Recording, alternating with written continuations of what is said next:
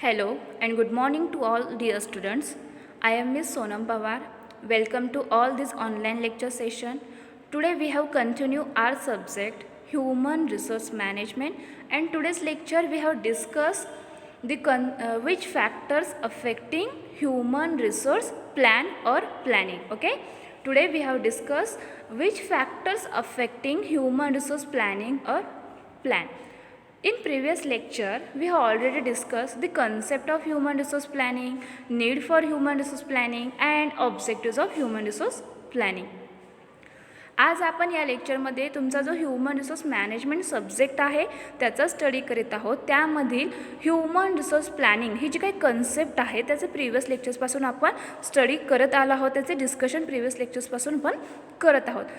Firstly तुम्हाला human resource planning म्हणजे काय हे माहिती असणे आवश्यक आहे. Human resource planning is a process that identifies current and future human resources needs for an organization to achieve its goals.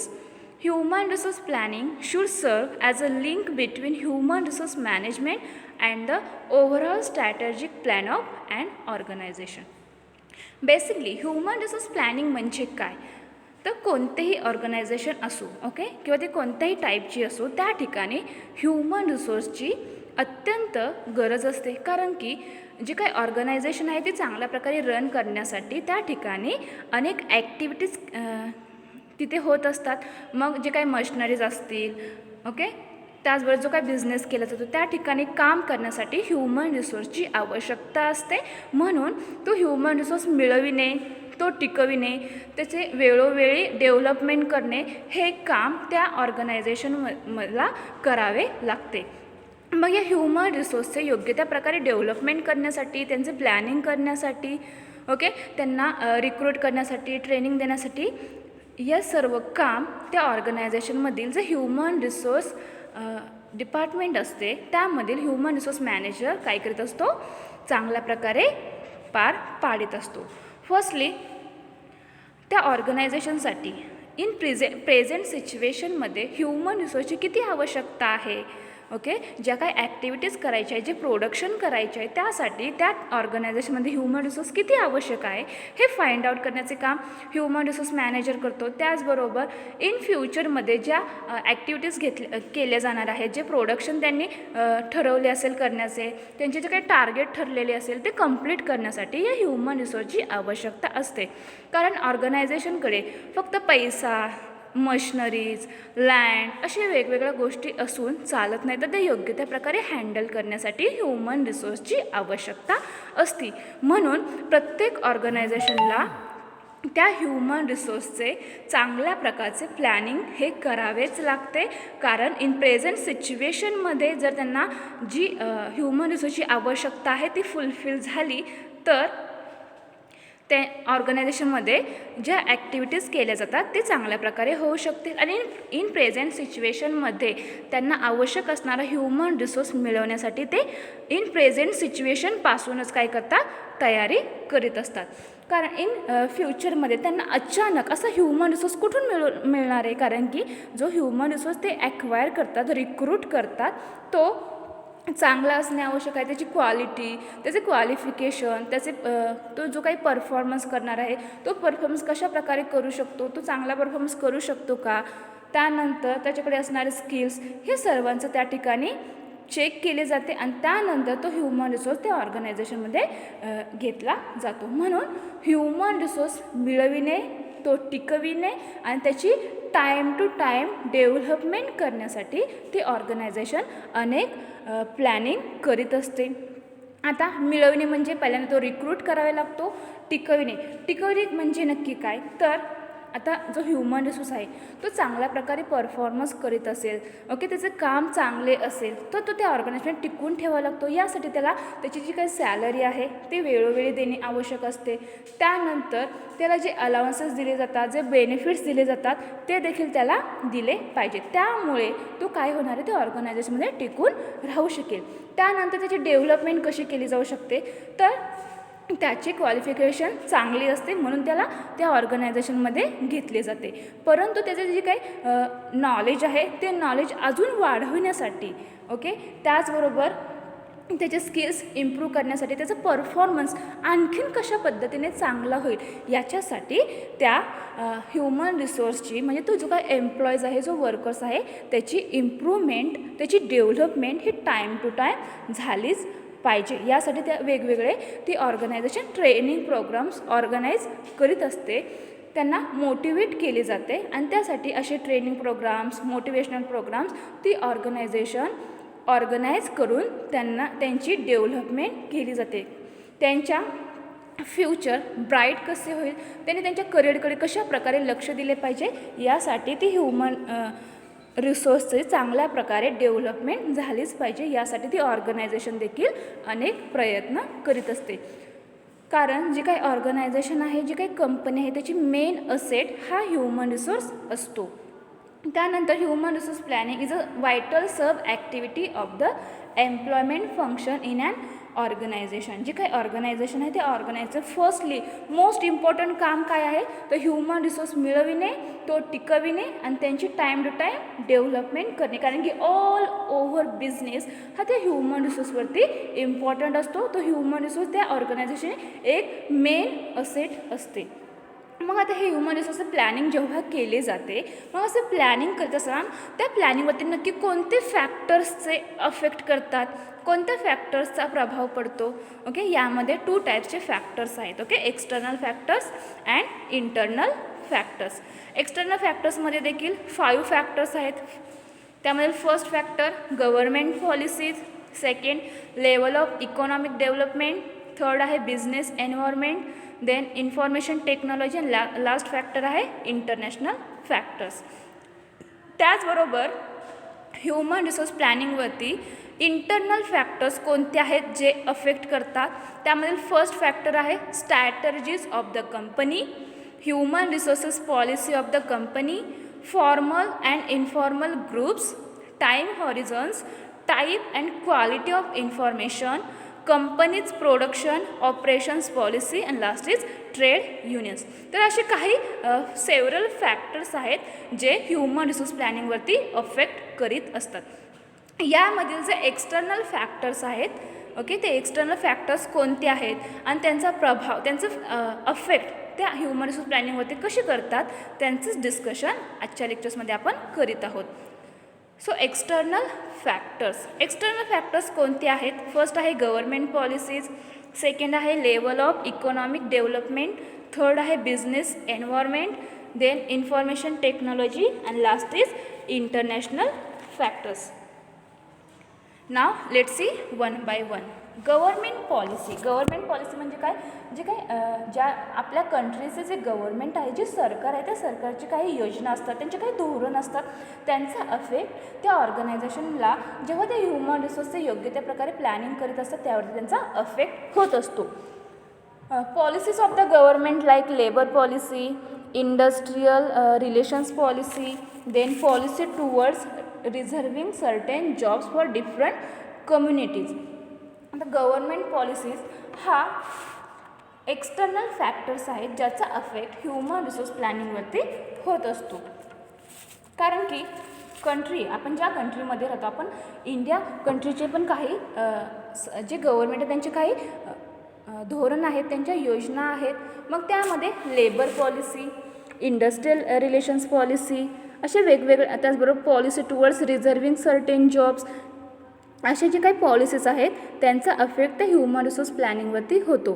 त्यानंतर आता लेबर पॉलिसी म्हणजे काय, तर त्यामध्ये जे एम्प्लॉईज आहेत, जे वर्कर्स आहेत, जे कामगार वर्ग आहे, त्यांच्यासाठी जे काही पॉलिसी असतात ते पॉलिसीला धरूनच त्या ऑर्गनायझेशनला त्या ह्युमन रिसोर्सचं प्लॅनिंग करावे लागते. त्या लेबर पॉलिसीमध्ये त्यांचे रिझर्वेशन्स किती असावे, त्यांना सॅलरी किती असावी, त्यांची अलाउन्सेस, त्यांचे कंपेन्सेशन, या गोष्टींकडे त्या ऑर्गनायझेशनला लक्ष द्यावे लागते. त्यानंतर ऑर्गनायझेशनमध्ये मेन वुमेन हे दोन्ही एम्प्लॉईज काम करीत असतात. मग त्यांच्यासाठी जे काही त्यांची पॉलिसीज आहेत त्याप्रमाणे त्या ऑर्गनायझेशनला ह्युमन रिसोर्स प्लॅनिंग करावे लागते. त्याचप्रमाणे त्या ऑर्गनायझेशनमध्ये हँडिकॅप एम्प्लॉईज देखील काम करीत असतात. मग त्यांच्यासाठी पॉलिसीज कशी आहे गव्हर्मेंटची हे देखील त्या ऑर्गनायझेशनला चेक करावी लागते. आणि या सर्व गोष्टींचा विचार करून त्या ऑर्गनायझेशनला ह्युमन रिसोर्स प्लॅनिंग करावे लागते. त्याचबरोबर इंडस्ट्रियल रिलेशन पॉलिसी हे देखील एक गव्हर्नमेंटची पॉलिसी आहे. त्याच्यामध्ये ज्या इंडस्ट्रीज आहेत त्या इंडस्ट्रीजबरोबर साऊंड रिलेशन्स मेंटेन करावे हे प्रत्येक गव्हर्नमेंटचे एम असते. कारण की जर त्यांच्याबरोबर साऊंड रिलेशन्स क्रिएट केले तर तो बिझनेस चांगल्या प्रकारे रन होऊ शकतो, ते इंडस्ट्री चांगल्या प्रकारे डेव्हलप होऊ शकते. देशाचा विकास होण्यासाठी त्या लोकांना काम मिळाले तर देशाचा विकास होणार आहे, त्यांना रोजगार मिळावे यासाठी हे गव्हर्नमेंट अनेक काम करत असते. अशा वेगवेगळ्या पॉलिसीज त्या ठरवित असतात. त्याचबरोबर हेल्थी एन्व्हायरमेंट क्रिएट करण्यासाठी देखील असे इंडस्ट्रियल रिलेशन्स चांगले असावे लागतील. मग असे इंडस्ट्रियल रिलेशन्स चांगल्या प्रकारचे मेंटेन करण्यासाठी ते गव्हर्नमेंट काही पॉलिसीज ठरवितात आणि त्याच्या आधारे ह्या ऑर्गनायझेशनला त्यांच्या ह्युमन रिसोर्सचे प्लॅनिंग करावे लागते. म्हणून ह्युमन रिसोर्स प्लॅनिंगवरती जो फर्स्ट फॅक्टर अफेक्ट करतो त्यामधील एक्सटर्नल फॅक्टर म्हणजे गव्हर्नमेंट पॉलिसीज. त्यानंतर सेकंड फॅक्टर आहे तो लेवल ऑफ इकॉनॉमिक डेव्हलपमेंट, आर्थिक विकासाची पायरी. So level of economic development determine the level of human resource development in the country and thereby the supply of human resources in the future in the country. तर level of economic development म्हणजे काय, तर जी country आहे त्या कंट्रीमधील त्यांची अर्थव्यवस्था ही development करण्यासाठी काही प्रयत्न केले जातात. मग अशी अर्थव्यवस्था डेव्हलपमेंट कशी होऊ शकते, तर ज्या त्या कंट्रीमधील जे लोक आहेत त्यांना रोजगार मिळाला, ओके, त्यांना काम मिळाले तर ते त्यांचे स्वतःची डेव्हलपमेंट करू शकतात आणि त्याच्यामधून देशाचा विकास होऊ शकतो. म्हणून लेवल ऑफ इकॉनॉमिक डेव्हलपमेंटवरतीच त्या ह्युमन रिसोर्सची डेव्हलपमेंट ही निश्चित होत असते. पहा, एखादी कंट्री आहे त्या कंट्रीमध्ये अनेक लोक राहतात. मग त्यामधील जे एम्प्लॉईज आहेत त्या लोकांना काम मिळाले पाहिजे. मग त्यामधील काही बेरोजगार असतात, काही रोजगार असतात. मग जे बेरोजगार लोक आहेत त्यांना काम मिळवून देण्यासाठी ती गव्हर्नमेंट वेगवेगळ्या पॉलिसीज ठरवत असते आणि त्याच्यामधून अनेक लोकांना काम मिळत असते, त्यांना रोजगार मिळत असतो आणि त्याच्यामधून देशाचा आर्थिक विकास होण्यात मदत होत असते. सर्व क्षेत्रामध्ये एम्प्लॉयची आवश्यकता असते. ओके, सेक्टर कोणतेही असो त्या सेक्टरमध्ये एम्प्लॉयची आवश्यकता असते. एम्प्लॉयशिवाय त्या ठिकाणी कोणीही काम करू शकत नाहीत. जरी त्या ठिकाणी मशिनरीज असतील, रोबोट असतील तरी ते योग्य त्या प्रकारे हँडल करण्यासाठी त्या ठिकाणी वर्कर्सचीच आवश्यकता असते. मग अशा सर्व क्षेत्रांचा विकास झाला तर देशाचा विकास, त्याची ग्रोथ होऊ शकते. इन फ्युचरमध्ये त्या ऑर्गनायझेशनमध्ये किती एम्प्लॉयची आवश्यकता आहे हे फाइंड आउट केले पाहिजे आणि त्याच्यामधून ते एम्प्लॉईज रिक्रूट करणे हे प्रत्येक ऑर्गनायझेशनचे काम आहे.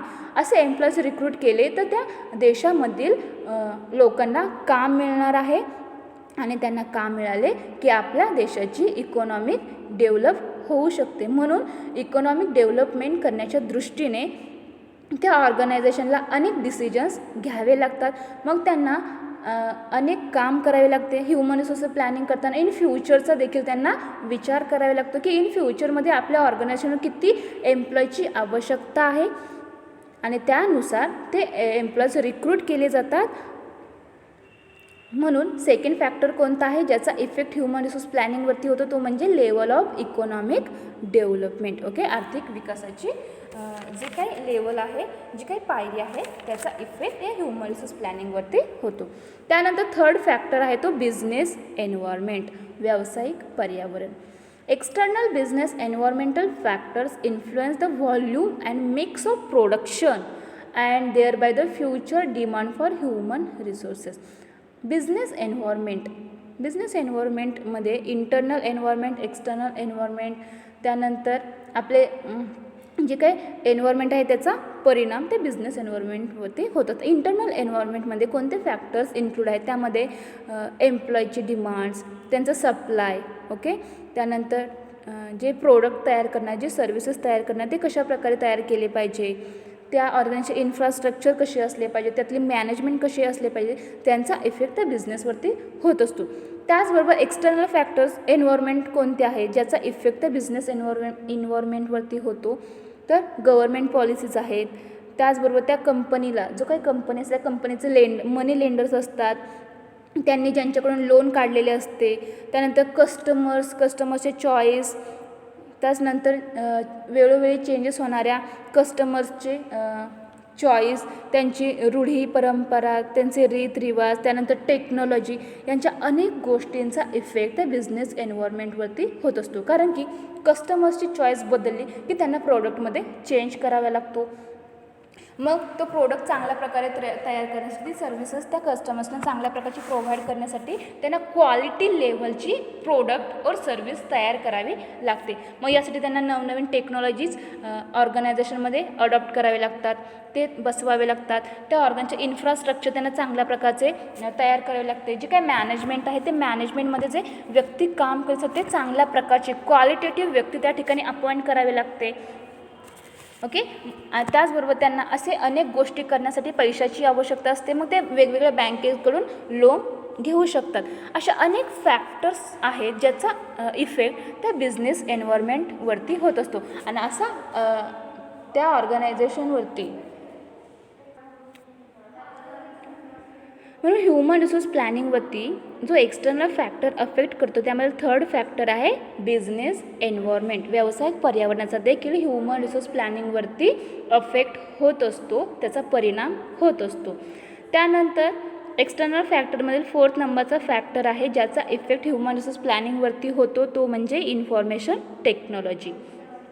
Information technology brought amazing shifts in the way how do businesses operate, and these shifts include business process re-engineering, enterprise resources planning, and supply chain management. These changes brought unprecedented reductions in traditional human resources and increases in software specialists. These changes reduce the demand for even software specialists at a later stage and added to this the computer aided design, it means CAD, and computer aided technology CAD also reduce the existing human resources. या modern इरामध्ये अनेक new technologies आलेल्या आहेत. त्या information टेक्नॉलॉजीचा बिझनेससाठी use करणे आवश्यक आहे. त्यातून जे काही प्रोडक्ट तयार केले जाते ते आणखीन चांगल्या प्रकारे होऊ शकते. जे कस्टमर्स आहेत त्यांच्यावर चांगल्या प्रकारे संपर्क ठेवता येऊ शकतो. ओके. असे इन्फॉर्मेशन टेक्नॉलॉजीचा वापर केल्याने ऑर्गनायझेशनला अनेक बेनिफिट्स हे प्राप्त होत असतात. त्याच्यामधून जो काही बिझनेस आहे तो कशा प्रकारे त्यांनी रन केला पाहिजे, तो ऑपरेट केला पाहिजे, हे देखील त्या ठिकाणी होऊ शकते. यासाठी या इन्फॉर्मेशन टेक्नॉलॉजीचा वापर अनेक बिझनेस ऑर्गनायझेशन बिझनेससाठी करीत असतात. त्यामध्ये okay this shifts include business processes re-engineering, enterprise resources planning and supply chain management.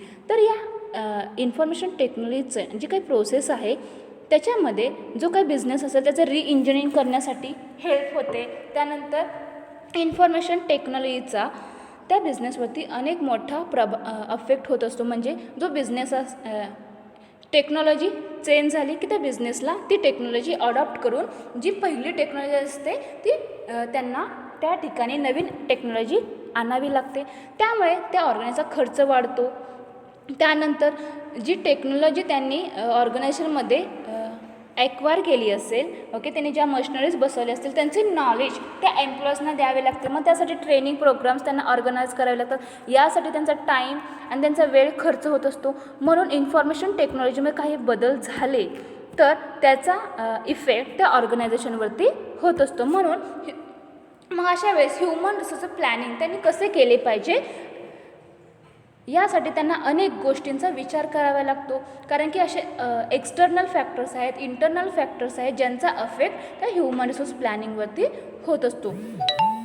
त्यानंतर आणखीन एक महत्त्वाचे फॅक्टर आहे तो म्हणजे level of technology. Level of टेक्नॉलॉजीचा देखील अफेक्ट त्या ऑर्गनायझेशनवरती जेव्हा ते ह्युमन रिसोर्सचे प्लॅनिंग करीत असते त्यावेळेत होत असतो. Level of technology determines the kind of human resources. आता या जी टेक्नॉलॉजी त्या ऑर्गनायझेशनने घेतलेली असेल, त्यांनी मशिनरीज अडॉप्ट केली असतील ज्यांचा वापर ते बिझनेससाठी करत असतात, तर त्या टेक्नॉलॉजीचे नॉलेज त्या एम्प्लॉईजना देणे आवश्यक असते. आणि त्या लेवल ऑफ टेक्नॉलॉजीवरून तो जो काही ह्युमन रिसोर्स त्या ऑर्गनायझेशनमध्ये रिक्रूट केला जातो, जो एम्प्लॉई त्या ऑर्गनायझेशन घेतला जातो त्याची रिक्वायरमेंट या ठिकाणी लेवल ऑफ टेक्नॉलॉजीमुळे डिटरमाइन होत असते. जर ऑर्गनायझेशनमध्ये प्रोडक्ट तयार करण्यासाठी मोठ्या प्रमाणात मशिनरीज यूज केल्या जात असतील, त्या ऑर्गनायझेशनमध्ये ह्युमन रिसोर्स कमी लागेल, कारण एक मशिनरी ही 10 माणसाचे काम करीत असते, म्हणून फक्त ती मशिनरी हँडल करण्यासाठीच एम्प्लॉयची गरज भासते.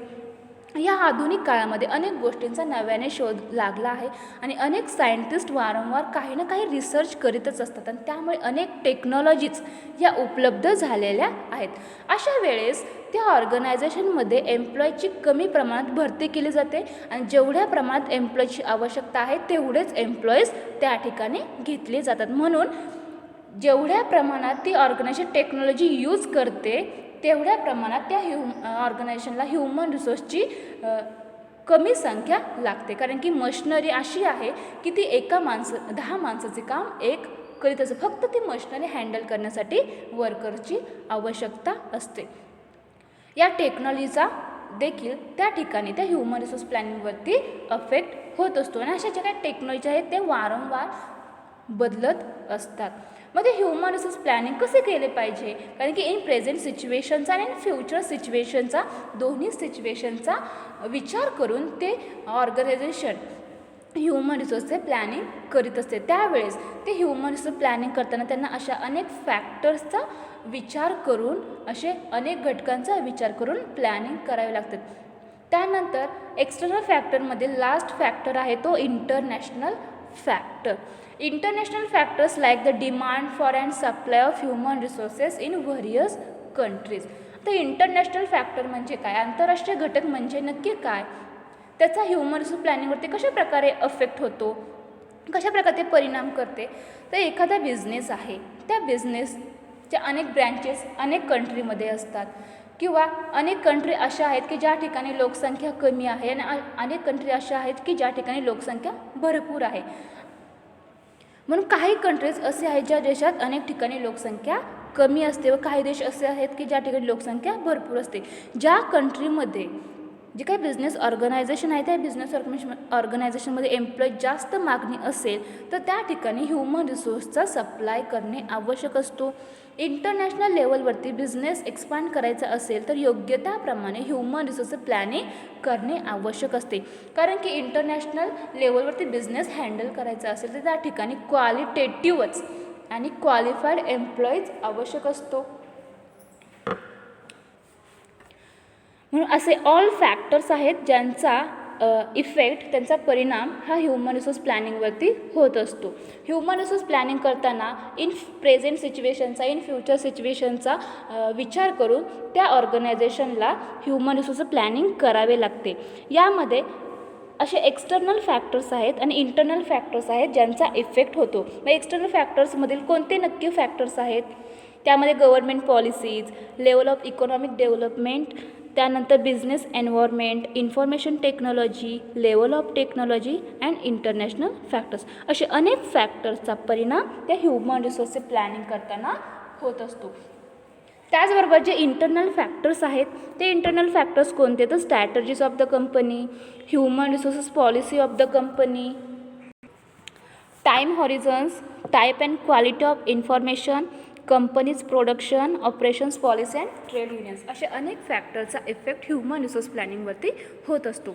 आज आपण या लेक्चरमध्ये ह्युमन रिसोर्स प्लॅनिंगवरती जे एक्सटर्नल फॅक्टर्स अफेक्ट करतात त्यांचे डिस्कशन केलेले आहे. नेक्स्ट लेक्चरला आपण इंटरनल फॅक्टर्स कोणते आहेत ज्यांचा अफेक्ट हा ह्युमन रिसोर्स प्लॅनिंगवरती होतो ते आपण डिस्कस करणार आहोत. Okay, thank you.